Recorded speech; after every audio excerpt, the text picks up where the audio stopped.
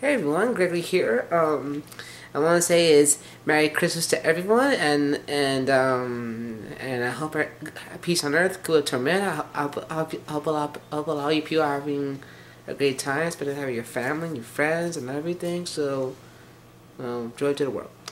But that's what I'm making this video because a lot of people ask me which movie do I hate and which movie do I like. And but before I say it, I want to ask you guys a question.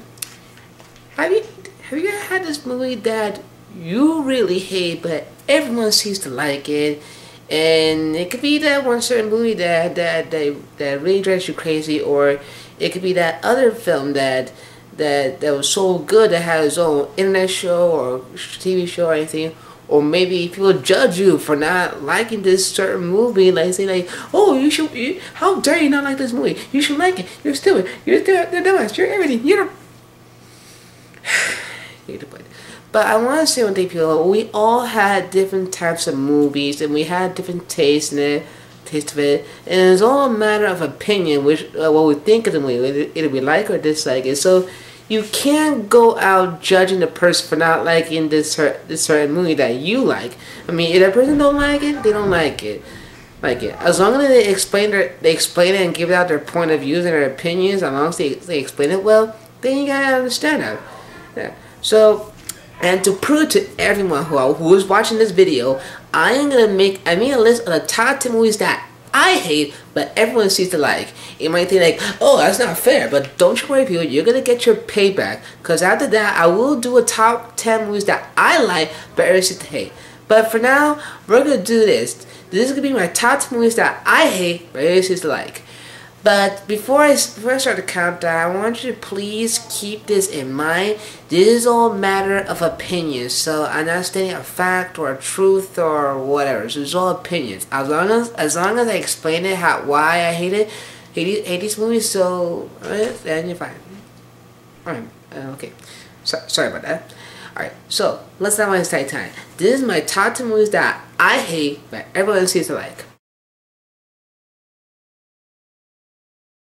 Number 10, Elf. I don't know. Am I the only one who hate this movie? I mean, when I first saw the trailer of this movie when it first came out, I knew this movie was gonna suck right away. I mean, for no disrespect to Will Ferrell, because I know he's a great actor, he can be funny at times, but he's trying way too hard, and he is so annoying, which I think that's the whole point of him. He's supposed to be annoying, but he's such annoying. He's annoying, and it's corny. The story has been recycled. We see this type of story that we have this orphan baby and they took him in and raised him as his own, but then as he grows older he realizes that he doesn't belong here, and then he has to go somewhere in the outside world to find his real home and real family. Seen that to death. Seen it in Santa Claus coming to town, but which is kind of different, and Hercules from Disney. We've seen that already. These were all when these movies came out, and it's not an interesting story. And the jokes are not actually kind of funny. It's kind of like mean spirited, especially the scene where this small dwarf is talking to one of the bosses at one of the employees at some kind of office or something like that, like a meeting, and then Buddy Ferrell said like, hey, there's an elf in here, and then yeah, I thought that was very mean spirited and everything for a Christmas movie.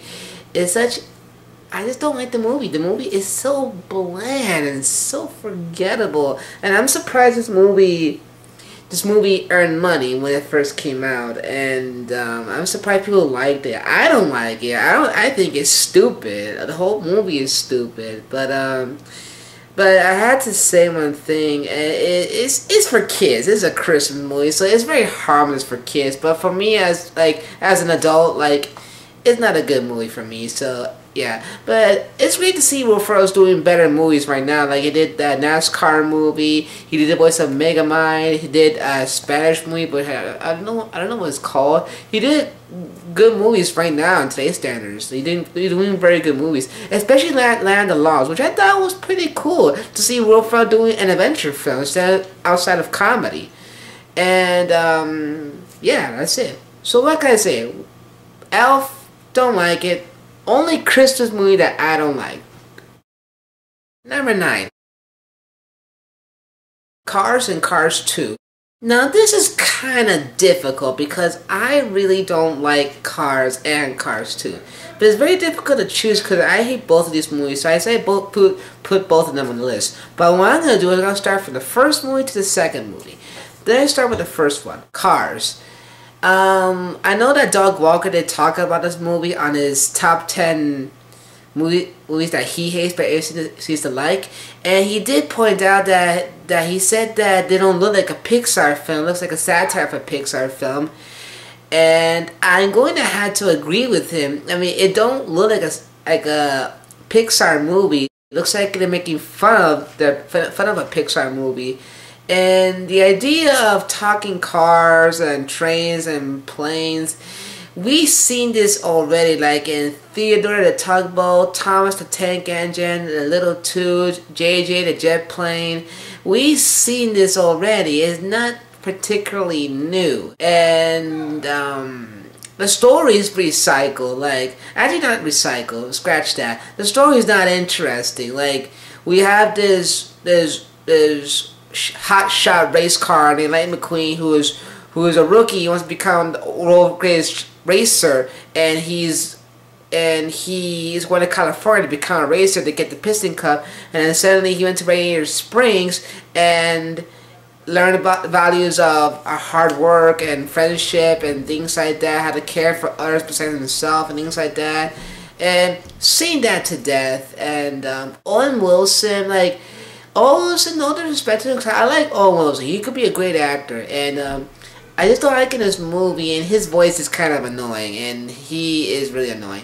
Larry the Cable Guy, he's not funny. It's like they took away the funny and make him more. Well, I got nothing to say about it. But to his credit, he's the one of the actors that are really having a good time doing the voice of Mater, and he ever does play his show. And I have to admit, Mater is a pretty fun character, to be honest. He can be funny once in a while.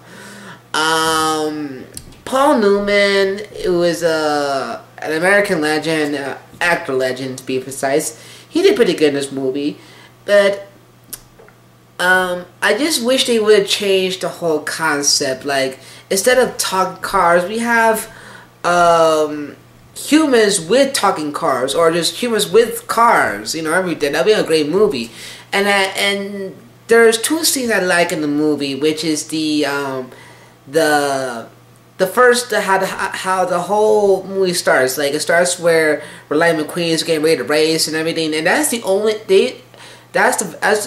good part of the movie that it starts, because you can feel the suspense and the music and the editing and the animation. It looks really intense. It's like intense and everything, and you could, and all this build up that going to California, get the Piston Cup and everything, it looks really good.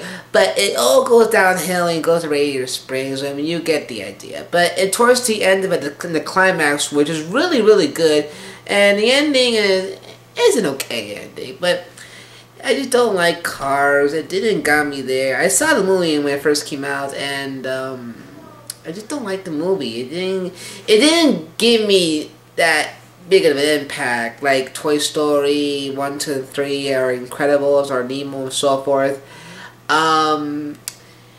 Yeah, I got nothing to say about Cars. And Cars 2, by the time that movie came out, which thank God it didn't do so well, it didn't earn money as Pixar thought it would be, and the reviews are actually kind of mixed. Like, people like it and dislike it.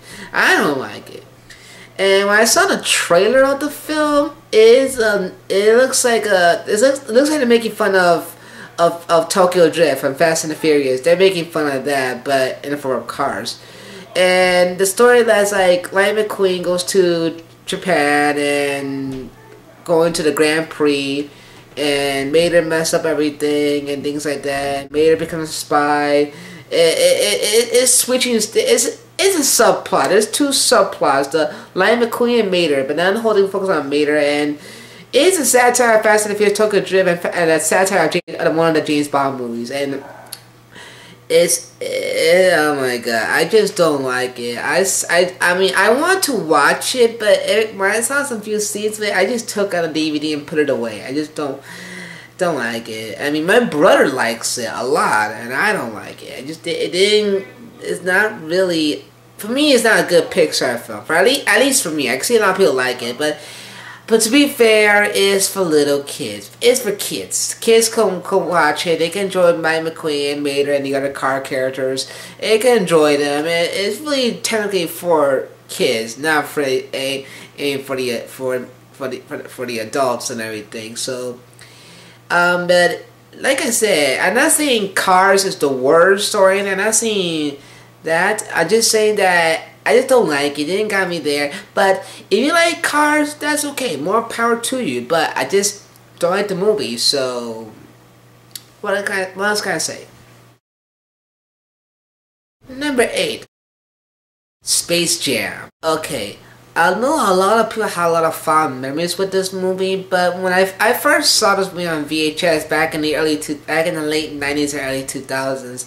And growing up, I never really liked the movie. I mean, I want to like it. I mean, I want to like this movie because, I mean, well, how about this? I'll say this. And when you look at Space Jam, it looks really cool. We have Looney Tunes, All-Star basketball player Michael Jordan. This should be a very great movie, and it looks good.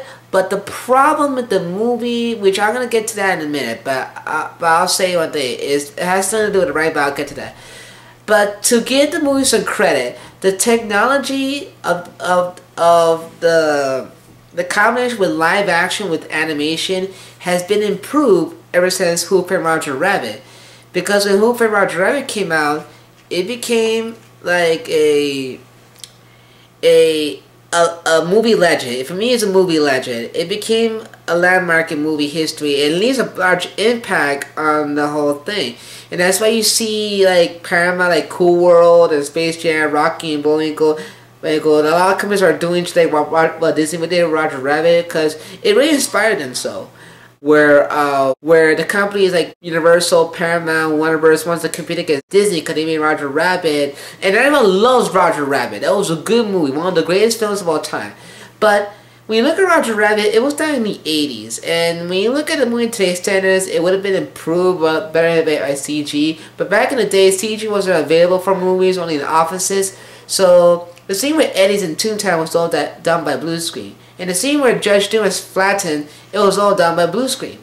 But when Space Jam came out, in a time where computers were available, Space Jam was done by green screen. Like when Michael Jordan's interacting with the Looney Tunes, when you see Looney Tunes Land, the basketball stadium, was all done by CG and green screen. And I saw the making of Space Jam. It looks very interesting to watch, to see how it was all put together. And the Monstars, which is the Nerdlocks, when it turned to Monstars, was by guys in green suits. And that was pretty cool. And the scene where Stan, played by Wayne Knight, when the CPU got flattened, what they did is they scanned the body and they transported the computer, and they increased the size of his body and shortened his arms and his legs, and they added like dots and polygons, and that's how he got inflated and everything, which is actually pretty good. It's really nice to see how everything was all put together. And the Looney Tunes looks very original, like a good tribute to the classic Warner Bros. Cartoons and everything. So I just gave him credit where credit's due. But my main problem with the movie is the writing. The writing lacks the whole comedy and the story. And you know how many writers in the movie? 4 writers. And it looks like they're not even trying. They're not putting any effort into making this funny. I mean, if you're gonna do a movie about the Looney Tunes, that's fine. That's okay. You want to make it look original as they were back in the classic Warner Bros. Cartoons? That's fine too. But you gotta make them funny. I mean, if you compare the classic Looney Tunes and Space Jam, if you compare these two, you can see what I'm talking about. And it's just not funny. Only 3 parts made me laugh. See where at the basketball stadium in the real world, and then the guy say popcorn, and boom, he got knocked out. That was funny. And to see where the green monster knocked out Tweety, and Michael Jordan grabs him like, "You okay?" And then the blue guy's like, "Yeah, you okay?" He's like, "Hey, oops." That's funny.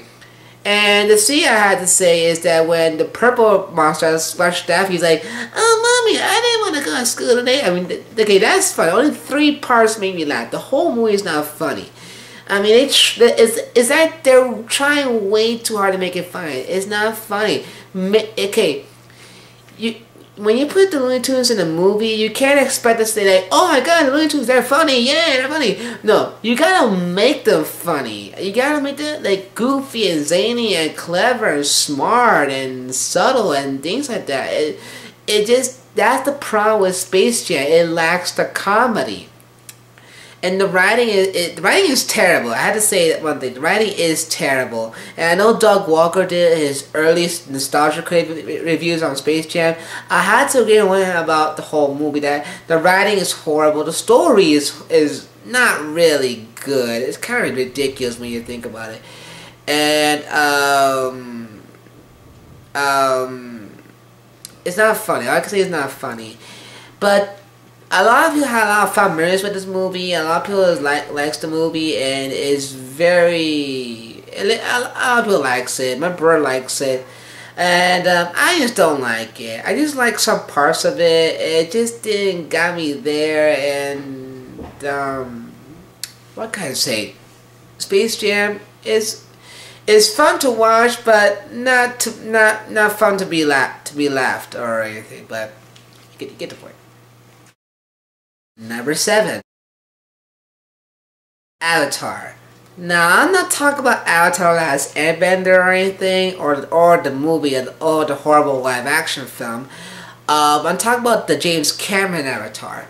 I really despise this movie. I really hate it. When I saw the previews and commercials of it, I knew this movie was gonna suck. It didn't got me interested. I mean, when I saw the whole thing, it's not really interesting, and I don't want to watch this movie. And until my dad told me I should watch it, I feel obligated. So I saw the movie in 3D. Don't like the movie, not one bit. I do not like this movie, and but it's very nice and beautiful to watch because of the CG. You can tell everything was done by CG, like the jungles, the creatures, the blue people. It was all done by CG. In fact, everything was done by CG because when I saw the making of the movie, everything was done in blue screen. And hold on. So everything was done in blue screen, and it's such amazing how everything was all put together. And my problem with the movie is the story. We've seen this story so many times in movies back in the old days, like Pocahontas, Ferngully, Dance with Wolves. We've seen this movie. These stories were old when these movies came out back in the day. And I don't mind stories about prejudice and environmentalism. I don't mind it unless it's written well and done right. At least give out a message. But it's not interesting. The characters are boring. The story is not interesting. It's been recycled. The villain is just so obvious that the military guys will be the villains. And the blue people are not interesting. They're kind of obnoxious and bland. And it's not really interesting. And I'm fascinated that this movie won awards, became the highest grossing film of 2009. And that's begging these studios for more. Like saying, hey, this is the highest grossing film of 2009. We want a lot of money. Let's make more of this. Let's make more of Avatar by doing the same story over and over and over again. No. That's not how it works, people. That's not how it works. If, like, well, what can I say? Okay, I'm sorry. That's not how it works. That's like begging studios for doing the same story to get more money. And this movie doesn't deserve to become the highest grossing film. It doesn't deserve to be deserve any awards. It's just a horrible, horrible story. And believe it or not, James Cameron started writing and developing the story in 1994. He originally wanted to release it in 1999. And after the success of Titanic in 97, he wants to make Avatar and want to release it in 99. But unfortunately, the technology wasn't there yet, so he had to wait for a few years until 2009 to get the movie, until that time comes. And a lot of people liked it. I don't like it, and I see some of my friends started disliking this movie, and I don't like it. It's not interesting. It's the same story. I mean, I want to like this movie. In fact, I was watching it on DVD, but then suddenly I got bored with it. I took out a DVD and put it away and never watched it again. I never watched the movie again because it's not interesting. It's not a good story, and I'm gonna get to that part about the story and CGI. I'm gonna get to that in a minute, but not in this list, not in this spot. But in the other spot, but another comment, okay. But all I can say is that Avatar looks beautiful to watch, but the story is not interesting. It's bland. Number 6, the Twilight series. Now I'm talking about the Twilight movies like Twilight, New Moon, Eclipse, and Breaking Dawn 1 and 2. Now, I hate Twilight. I really hate it. And no disrespect to the fans and people who likes the movie or the book. I don't like Twilight. Never liked the movie. And here's a funny thing. This movie came out, the first one came out in 2007, I think. At 2007, 2008.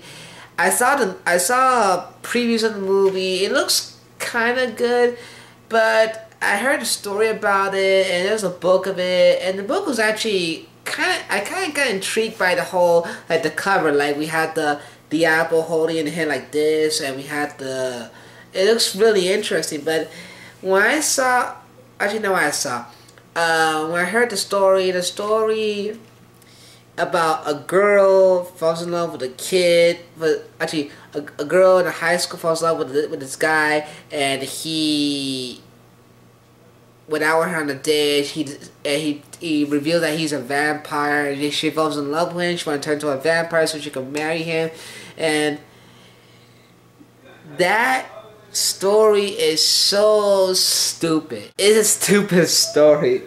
But one thing, I'm laughing right now because it's sorry, it's such a ridiculous story. Like, why would a girl wants to marry a vampire? And this movie makes vampire looks like pussies. It makes werewolves look like they're freaking stupid. And back in the old days, vampires are supposed to be scary, like Dracula. That is scary. And werewolves are supposed to be scary, like the Wolfman. But this movie makes vampires look like they're like the handsome prince, like, I'm going to save the day, or kissy kissy. No, that is ridiculous. I hate that kind of story. And my brother calls it a chick flick. And actually, it does look like a chick flick, I have to say. And it's just a stupid story. And I know Doug Walker talked about Bella on his top 10. Actually, not top 11 dumbass in distress. He did give out in detail that Bella is such a stupid dumbass in distress, and I had to agree 100%. She is stupid. But at the age of 17, she finally figured out what she wants. She wanted to have dick with this vampire douche, and oh my god. And the acting is horrible. It's really horrible, especially on Kristen Stewart, which no disrespect to her, because she looks like she's beautiful and she can act pretty well. But when I saw her, when she looked at the scene where Bella looks at Edward in class, which made that face, I don't know how she makes it. She's like,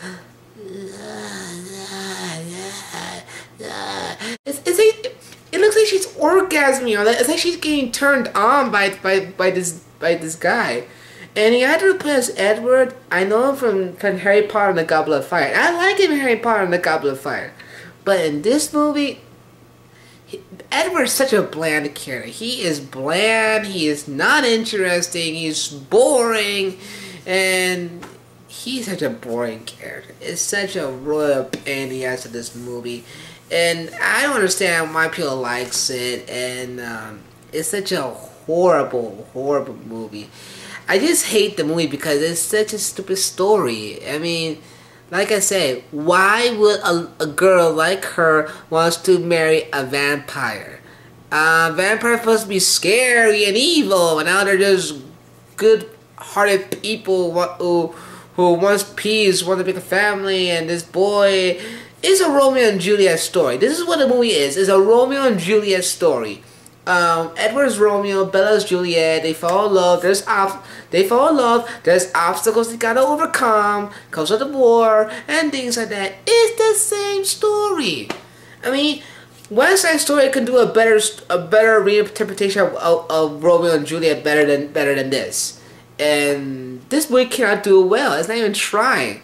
And I don't understand why people likes it. I don't get it. So, I'm not saying Twilight is the worst movie series or the worst story. I'm not saying that because I don't want to disrespect the fans of it or say anything bad or anything. But to be fair, it's for the fans of the book of Twilight. It's for them, not for me. And if you like Twilight, that's okay. More power to you.